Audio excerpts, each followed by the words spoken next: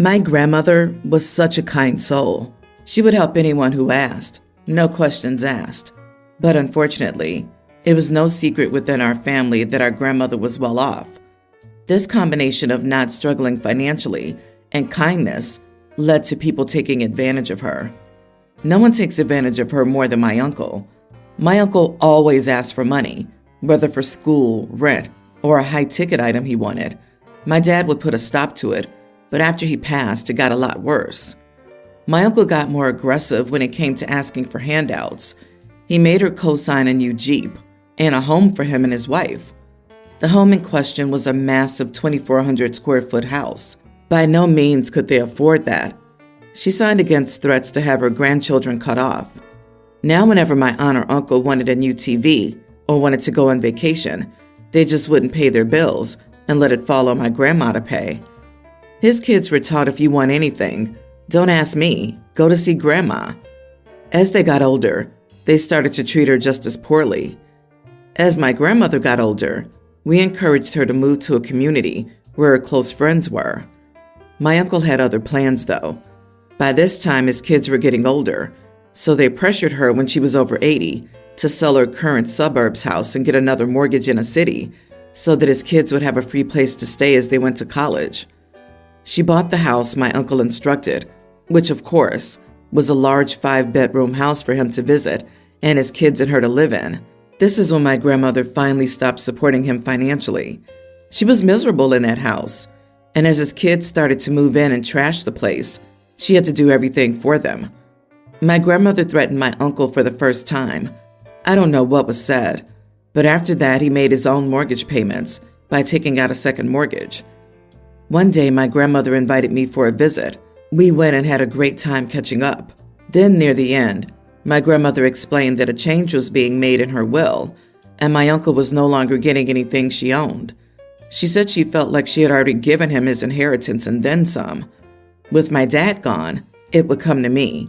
She only gave me 2 conditions.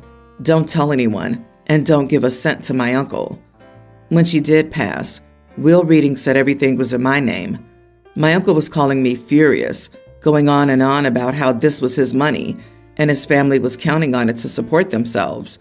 But as my grandmother said, I didn't give in. Instead, I started to charge rent to his kids, who were staying in the city. Only half of what I could, but they still acted like I was robbing them. My aunt, uncle, and their kids have been calling me a cheat and saying that I stole their inheritance. He demands it any time we meet and says they can't keep up with all their payments, and I should help family first as grandma did, but I still refuse to help. Am I the idiot for taking my uncle's inheritance? It's not your uncle's inheritance. It's yours, OP. Your uncle is an abusive, manipulative mooch, and he thinks that if he threatens you or rather manipulates you, you will capitulate and give him what he wants. Don't. You're not the idiot. Your grandmother set her will up how she wanted it handled. She wasn't strong enough to stop their abuse, and she's counting on you to fulfill her last wish. Also, charge them a fair market. You need to keep up the house and pay taxes. Your grandma was right. Uncle got his inheritance and then some.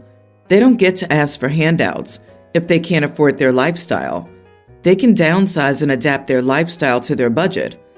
At this point, if they don't stop harassing you, you should evict them and rent the house out at market value or sell it. Another argument for selling. OP's grandmother was unhappy in the house she only bought to appease her son and his kids, far from her actual friends. God, that's so sad. That poor woman. She helped because of threats. I would be handing the kids, uncle, aunt, an eviction notice after going in there and taking photos of everything. You can then sell the house or rent it for a better price. If grandma's lawyer that handled her will do it, go through him, as he'll already know why. I would also cut all contact with your uncle and his brood, as they'll constantly be hounding you for money. Talk to a lawyer to protect yourself. Mini update. Following everyone's advice, I'm in the process of hiring a lawyer. I gave 24 hours notice, then went in and took pictures of everything in the home and informed Uncle's kids that I would be ending their residency. As I expected, I got yelled at by both his kids and Uncle over the speaker on the phone.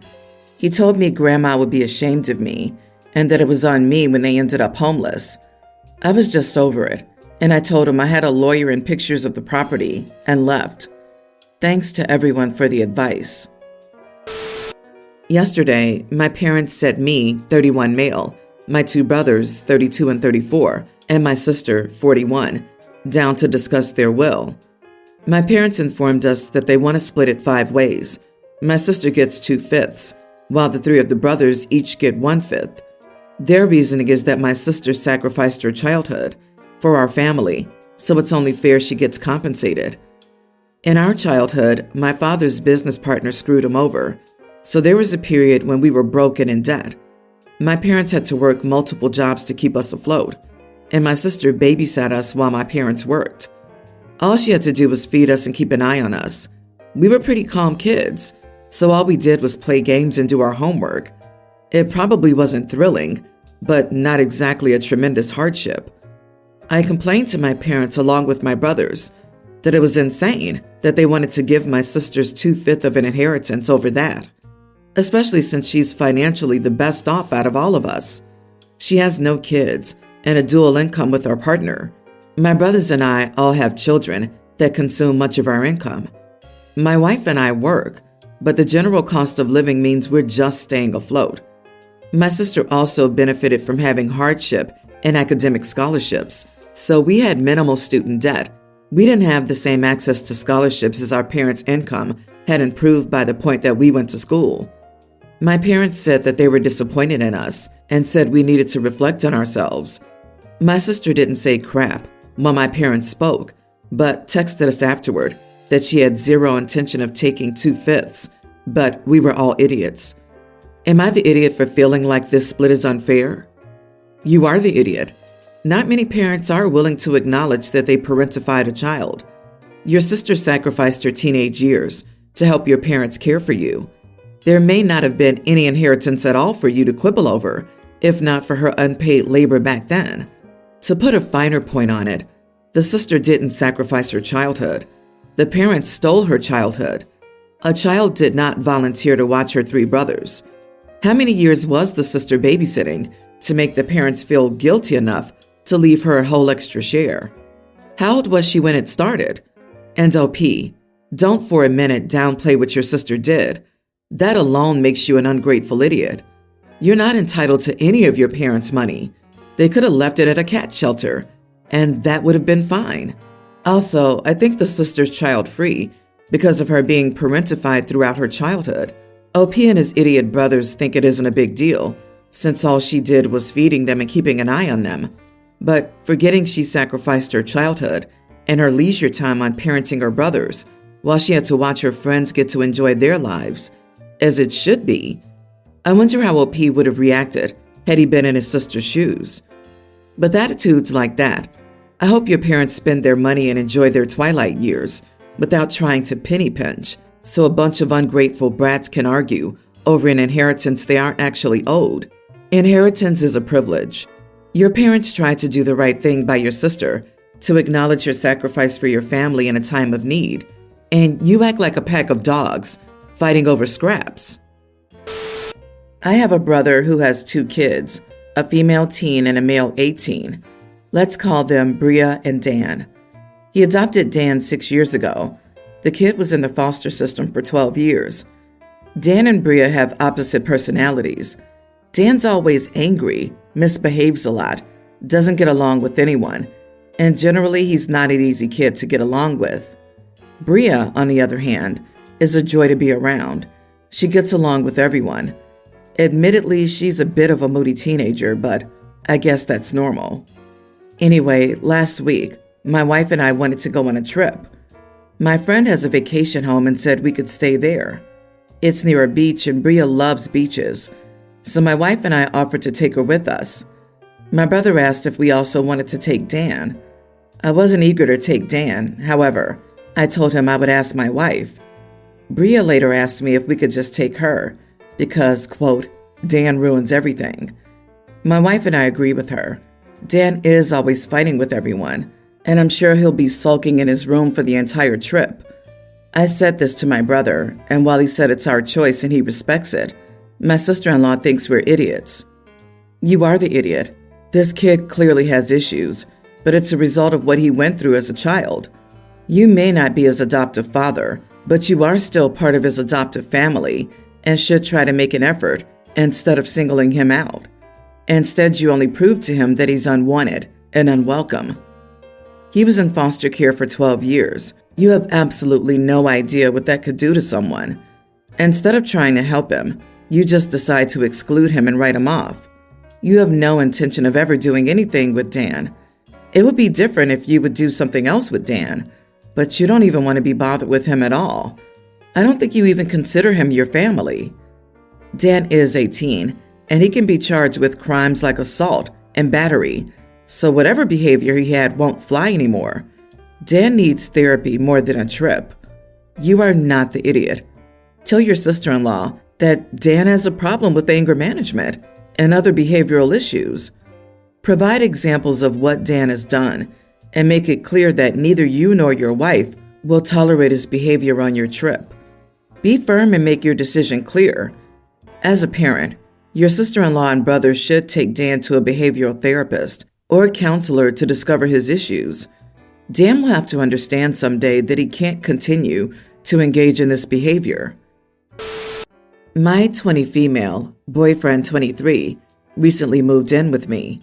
Now he has ADHD, so noticing when things have to be done and actually doing them is a bit of a struggle for him.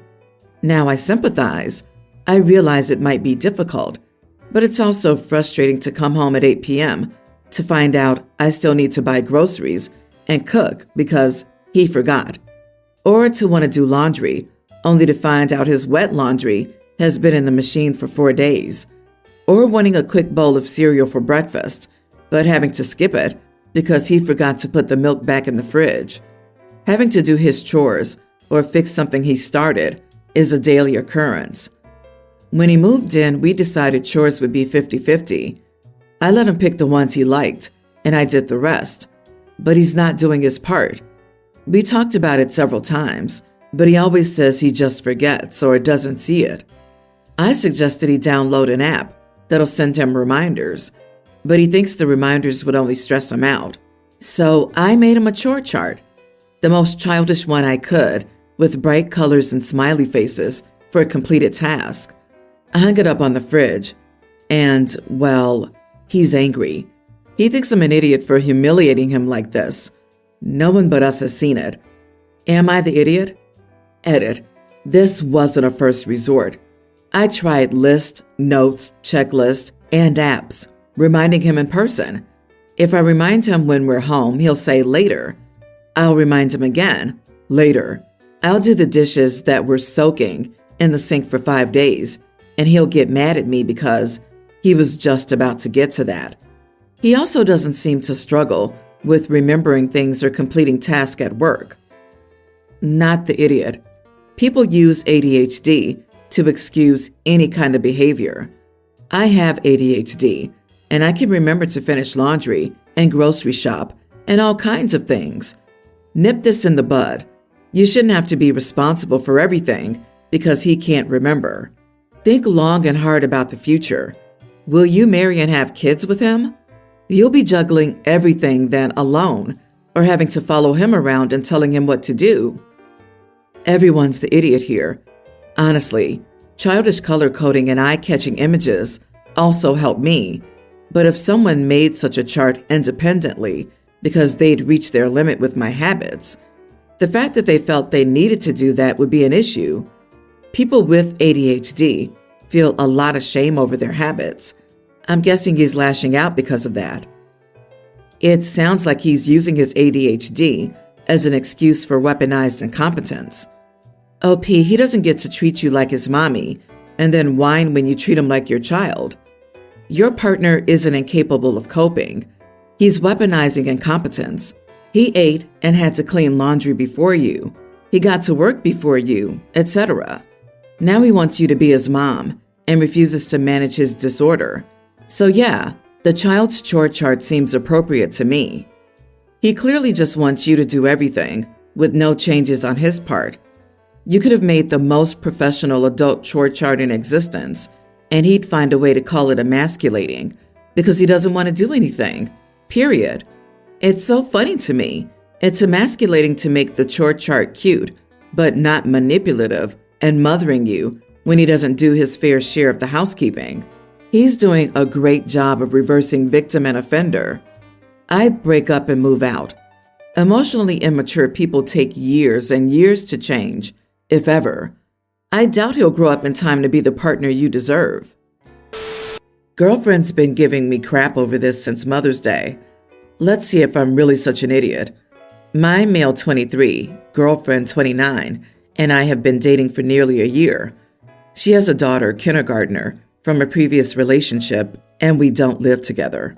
So we were together the day before Mother's Day, and I slept at her house. The next morning we had breakfast together. I didn't wish her a happy Mother's Day because I thought it wasn't my thing to say since she's not my mom. Her daughter made her a card, and then I helped her make breakfast for her mom, waffles and some juice. During breakfast, she told me they would visit her mother, and then they had tickets for a play or something like that. I didn't get the idea she was inviting me. I left after breakfast for my apartment. Then I went to my mom's house since my siblings and I were going to have a barbecue for her to celebrate Mother's Day. I stayed over till it was late, as I couldn't charge my phone's battery the night before. I forgot my charger at my apartment. I was charging it inside. I didn't have it with me. Around 6 or 7 p.m., I go check my phone, and I have like a million missed calls from my girlfriend and texts asking me where I'm at. I called her, but she declined and texted she couldn't talk now. So I replied, I'm at my mom's, what's up? But she didn't reply, so I left it at that. I went to my apartment late because I hung out with friends afterward. The next day I texted my girlfriend, and she didn't reply again. So after work I went to go see her at her house. She yelled at me and told me she had been waiting for me to go to the play the day before, and I left her alone without even answering her calls. I told her I thought she would spend the day with her daughter, and she said she wanted to spend it with both of us, and she had tickets for me too. She's been cold with me these last few days over this. Am I the idiot, or is she exaggerating? Edit for clarification.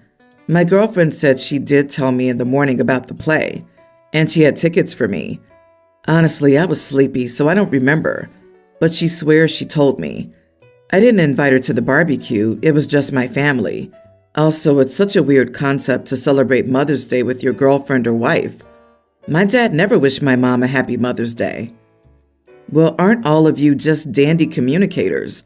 Your girlfriend should have explicitly told you she was going to a play with her mother, and she got a ticket for you too. And the play starts at whatever o'clock. Do you want to meet me there? Or whatever. Not a vague mention of going to a play later in the day. Maybe she did and you weren't paying attention. And you need more than one charger, so you don't essentially fall off the face of the earth. Did you even invite your girlfriend of nearly a year to the barbecue? If you had, she might have mentioned, oh, you aren't going to the play? What do you mean I can't go to eat with your family? I have plans. And then you could have discussed your plans for the day instead of this mess. Everyone's the idiot here.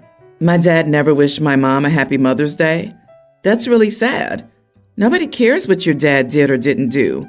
What counts in an adult relationship is what your partner wants or expects. If you want to have and keep a happy relationship anyway. One of these days you may make some woman a mother, so you celebrate Mother's Day with her because she's the mother of your child, even though she's not your mother.